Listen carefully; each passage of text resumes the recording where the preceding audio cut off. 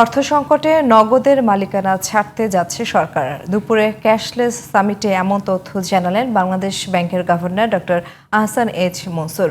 একই অনুষ্ঠানে NBR chairman বলেন, দুর্নীতি কমাতে ক্যাশলেসের বিকল্প নেই, তবে ক্যাশলেস যেন মানুষকে আয়হীন না করে সে বিষয়ে সতর্ক করেছেন অর্থনৈতিক বিষয়ে সরকারের শ্বেতপত্র প্রণয়ন কমিটির প্রধান ডক্টর দেবপ্রিয় ভট্টাচার্য।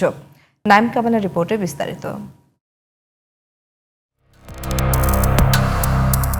2019 সালের 26 মার্চ যাত্রা শুরু করে মোবাইলে আর্থিক সেবা প্রদানকারী প্রতিষ্ঠান নগদ লিমিটেড। তবে শুরু থেকেই মালিকানা দ্বন্দ্ব আর আর্থিক কেলেঙ্কারি সামনে আসতে থাকে। সরকার পরিবর্তনের পর নগদের প্রশাসক নিয়োগ দেয় বাংলাদেশ ব্যাংক। তাদের পরিদর্শনে উঠে আসে নানা অনিয়মের তথ্য। হিসাব মিলছে না 2356 কোটি টাকার।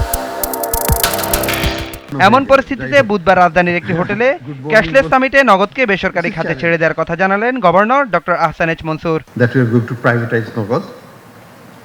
and bring new investors. আমরা হয়তো সপ্তাহখানেকের মধ্যেই এটার বিজ্ঞাপনে চলে যাব। We want to take it out of post office তো এটা চালানোর সক্ষমতা নাই, সেটাকে বিবেচনায় নিয়ে আমাদেরকে টেকনোলজি প্রোভাইডার একটা কোম্পানিকে নিয়ে আসতে হবে। ক্যাশলেস লেনদেনের বিভিন্ন দিক তুলে ধরে গভর্নর বলেন, ডিজিটালাইজেশনও কমানো যাচ্ছে না নগদ অর্থের ব্যবহার। এজন্য কিউআর কোডের ব্যবহার বাড়াতে সরকারকে উদ্যোগ নেওয়ার আহ্বান জানান তিনি। Where is the impact on cash reduction?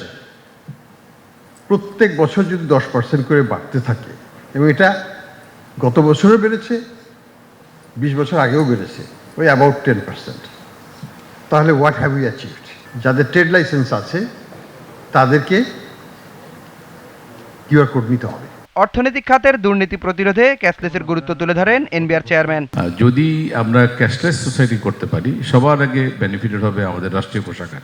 এখন যে পরিমাণ ট্যাক্স লিকেজ হয়, এই লিকেজটা পুরোপুরি বন্ধ হবে। সুতরাং রেভিনিউ বোর্ড অবশ্যই ট্রানজ্যাকশনকে ডিজিটাল করার জন্য অথবা আমরা ক্যাশলেস করার জন্য যত রকমের সহযোগিতা দরকার, এটা আমরা দিতে রাজি আছি। তবে ক্যাশলেস যেন আয়হীন অর্থনীতিতে রূপান্তরিত না হয়, সেদিকে লক্ষ্য রাখতে হবে বলে জানান ডক্টর দেবপ্রিয় ভট্টাচার্য।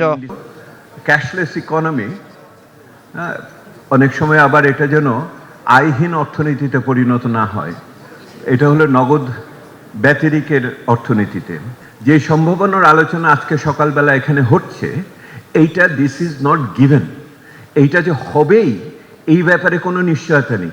ক্যাশলেস সামিটে বিশেষ অতিথি হিসেবে উপস্থিত ছিলেন তথ্য ও যোগাযোগ প্রযুক্তি বিভাগের সচিব শীষ হায়দার চৌধুরী।